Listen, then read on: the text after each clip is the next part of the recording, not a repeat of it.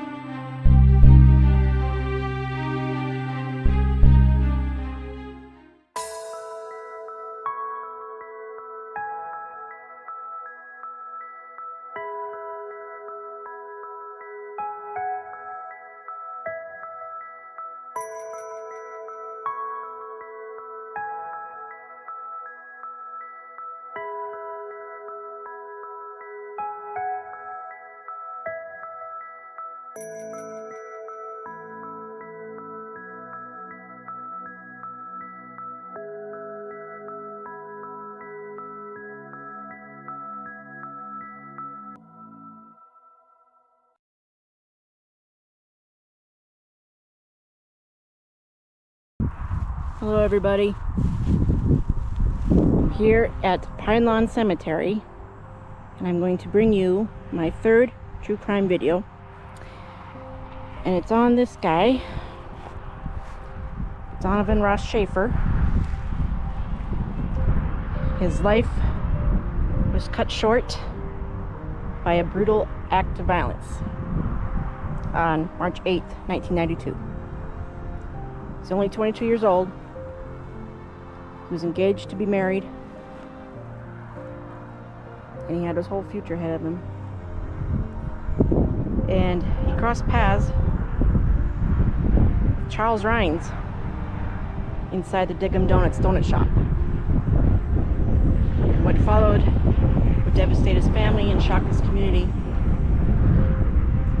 and lead to legal battles that lasted for years. So I'm going to take you now to the old location of the donut shop and tell you about this very tragic tale. See you there.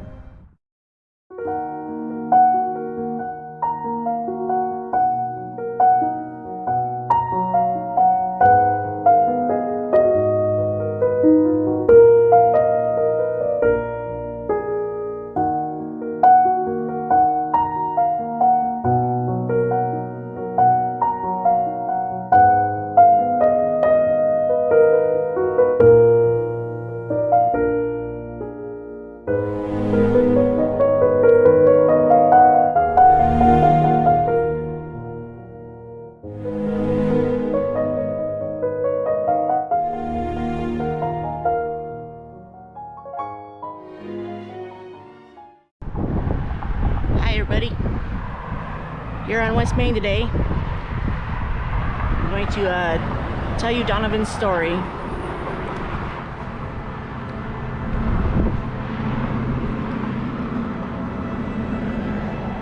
So over here where Thrash Tattoo is was the old location of Diggum Donuts donut shop. I am reasonably sure that it was here. I read on the Reddit forum that it was the same strip mall as Thrash Tattoo, so I'm thinking it's the same building. Like that window over there, that might have been a door, but it might have been on the other side. But anyway, let's just walk over here. Now, Donnivan was a courier for the shop, and on March 8th, 1992, he walked in to pick up supplies, and he surprised Charles Rhines, who was a disgruntled ex-employee of the donut shop. He was robbing the place. Rhines had stolen and made a copy of the back door key, and that was back here. I'm thinking, relatively sure, that back door right there must have been the door that Rhines entered, and he ambushed Donnivan, stabbed him in the stomach.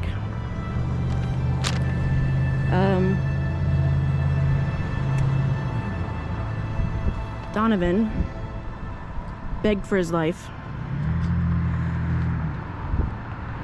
Rhines took him to a storeroom, tied him up, proceeded to stab him,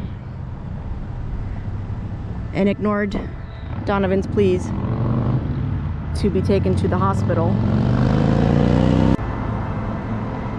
and callously took his knife and drove it into the back of Donnivan's skull, the base of the skull. Really disgusting. So I'm going to go back now and tell you some background story of Charles Rhines and the legal battles he drew out. Hi guys. So a little background on Charles Rhines. In June of '91, Rhines was hired by Dennis Diggs to work as a night baker at the Diggum donut shop. And according to the co-owner of the business,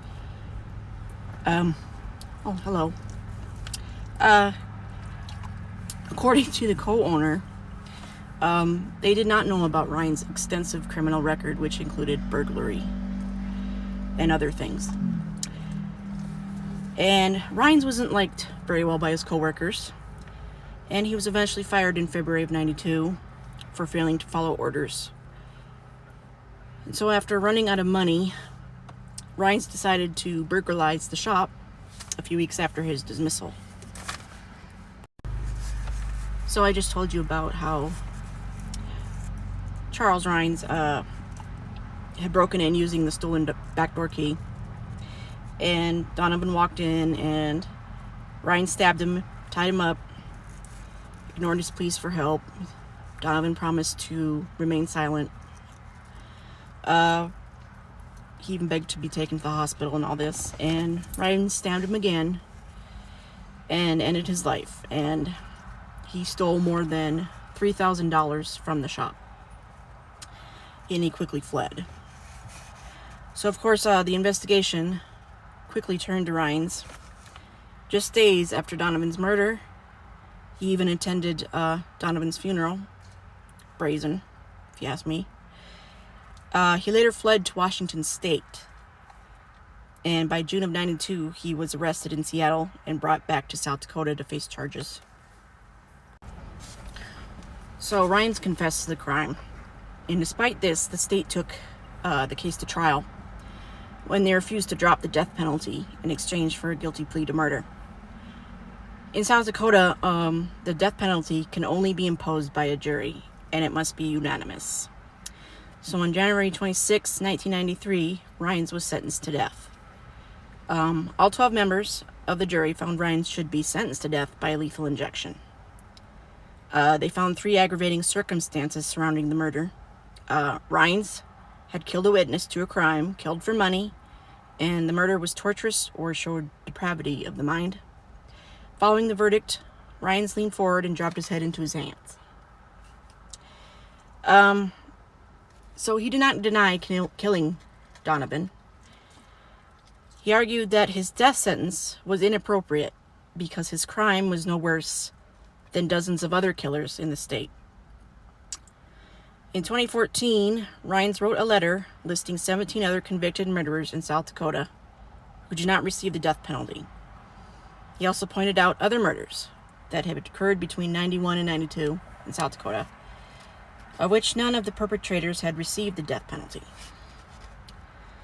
Rhines' lawyers argued that he was discriminated against and received a death sentence because he was gay. Rhines' sexuality was discussed frequently during the trial. During deliberations, a note was sent to the judge asking what life in prison would mean for Rhines. Other questions asked included, would Rhines have a cellmate? Would he be allowed to create a group of followers or admirers? Would he be allowed to have conjugal visits? And the judge refused to answer any of these questions. Some of the jurors felt that a life sentence served in a men's prison is something Rhines as a gay man would enjoy. One juror recalled in an interview that there was a lot of disgust about Rhines' sexual orientation during deliberation. Another juror recalled that they knew he was gay and thought he shouldn't be able to spend his life with men in prison. A third juror recounted that another juror had said, if he's gay, we'd be sending him to where he wants to go. Rhines' lawyers contended his death sentence should be overturned based on anti-gay bias from jurors. They argued this violated his right to an impartial jury and due process. Ultimately, these arguments were rejected. On November 4th, 2019, Rhines was executed via lethal injection at South Dakota State Penitentiary in Sioux Falls. He was pronounced dead at 7:39 p.m. In his final statement, he addressed Donnivan Schaeffer's parents and said, Edwin and Peggy Schaeffer, I forgive you for your anger and your hatred towards me, and I pray to God that he forgives you for your anger and your hatred towards me. He also thanked his legal team. The murder of Donnivan Schaeffer was a senseless act of violence that devastated his family and shook Rapid City to its core. At just 22, Donnivan's future was bright. He was engaged, studying, and building a life full of promise, but that future was stolen in a single brutal moment. Though Charles Rhines was eventually brought to justice and executed decades later, the true story isn't about him. It's about Donnivan.